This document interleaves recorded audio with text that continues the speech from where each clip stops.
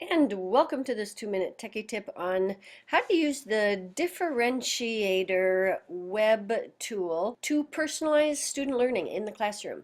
With all technology, our goal is to improve teacher productivity and enhance student learning by focusing on communication, collaboration, creativity, and critical thinking in the classroom.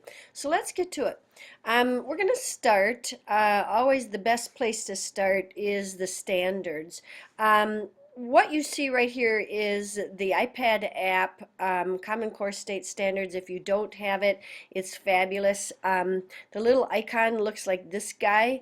It's really a nice layout. You can get a lot of information by grade level for all of the Common Core State Standards. So what I want to do is we want to talk about personalized learning. And I want to give an example of how a student can decide how they want to demonstrate their understanding of this standard. So it doesn't always have to be teachers doing all of this work. Certainly, fourth grade and up, you could even make an argument that on occasion younger grades could be working on their own personalized lesson plans, personalized learning plans, and the differentiator is a great tool to do this. All right, so we're going to start with informational text.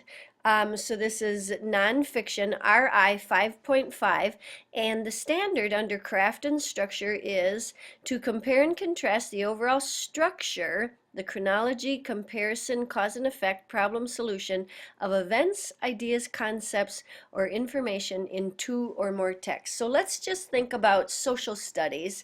And in fifth grade, we talk about the settlement of the United States, expansion of the United States. So let's just think about, maybe the New England colonies or something like that, and moving moving west. Let's just use that as our topic. So I'm going to pause the video and then we're going to go to the differentiator and we're going to just see how this all works. Okay, so we're going to continue, and I'm at the differentiator, and a number of you have seen this, but it kind of looks confusing. You really have to play with it a little to really figure it all out. It's quite sophisticated, and it is a tool that teachers definitely can use, but my contention is that students can be using this to plan activities to demonstrate their knowledge in ways that would be engaging for them. So the address is birdseed.com. A guy just made this. It's truly amazing. There's the leg application, which I'll get to too, that he is working on for also for differentiation. So we're talking about personalized learning and differentiating. So it comes up, you're going to see the default statement process for students. Activity, essential question, you can kind of think of it in that way. Students will judge the ethics of the blank using a textbook and create an essay in groups of 3.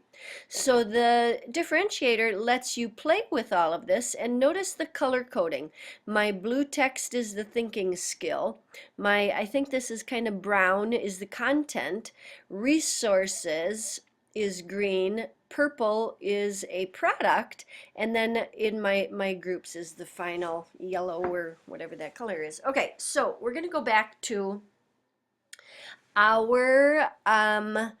our standard reading 5.5, compare and contrast. We're going to go, first of all, start with the thinking skill, which you will notice is Bloom's, and I hope everyone is aware that the updated Bloom's taxonomy finishes with creating. Your highest level is creating. If I'm creating, I'm learning at the highest level. And this is updated, this is the updated version. So if I want to meet the standard, I'm looking at compare and contrast as my thinking skill. I'm at the analyzing level, which is thinking and teaching above the line. So this is really good. This is far better than if I'm just remembering or memorizing. All right, so if I click this, I'm going to notice that my configurator will change. But now if I really want to match this standard, I can edit this. So my standard says compare and contrast. I'm going to click that. And then I'm just going to edit compare and contrast. And then my standard says the overall structure. So here I'm going to say, I'm just going to continue with the standard, the overall structure, and I know that to mean chronology, comparison, cause and effect, problem, solution. And I could add that. I could continue to add text. And we had said we were going to talk about the settlement of or the movement of expansion in the United States. So students will compare and contrast the overall structure of events, ideas, concepts, or information in two or more texts. So actually, I'm going to add overall structure so this makes more sense. Of events, ideas, and concepts and information of the Western movement of the U.S.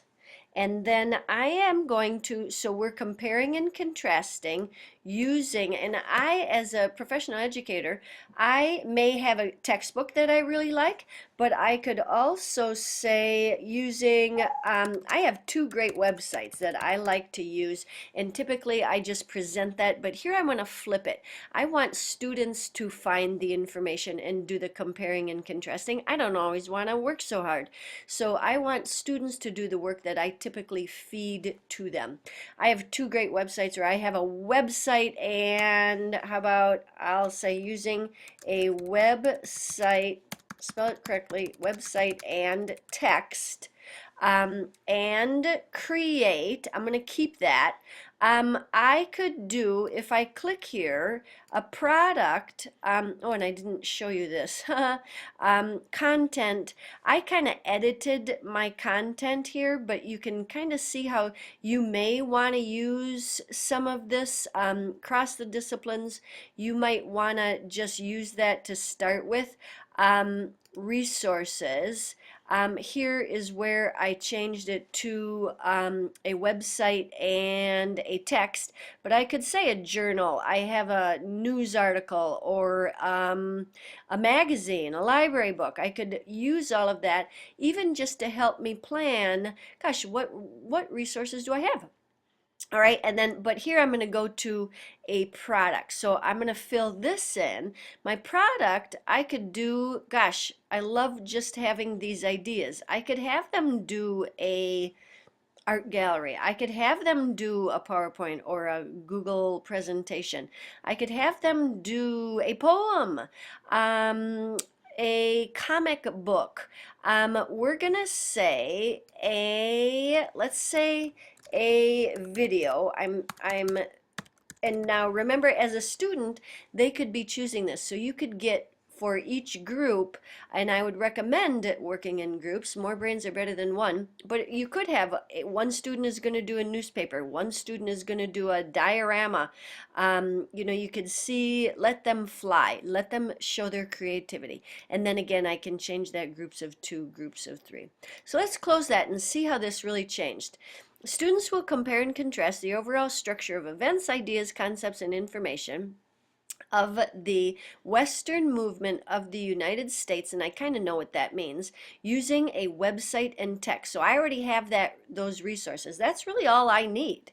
And create a video in groups of three. So again, I could have my students generate this, or I could use the little hot dish menu planner, which you should see a link to, and I could have 5 of these ideas already generated, and my students could pick from one of them.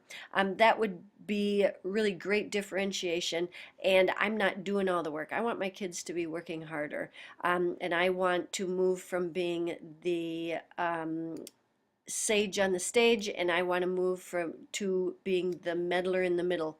All right, so I think we're going to stop there. I'm going to do another differentiator. I'll either do a higher grade, 8th grade, or I'll go down to 3rd grade or something like that too. All right, thanks for watching, and this is our screencast on using the differentiator. And remember that with technology, we can remove the limitations of the traditional classroom and advance the way we teach and learn. So thanks for listening.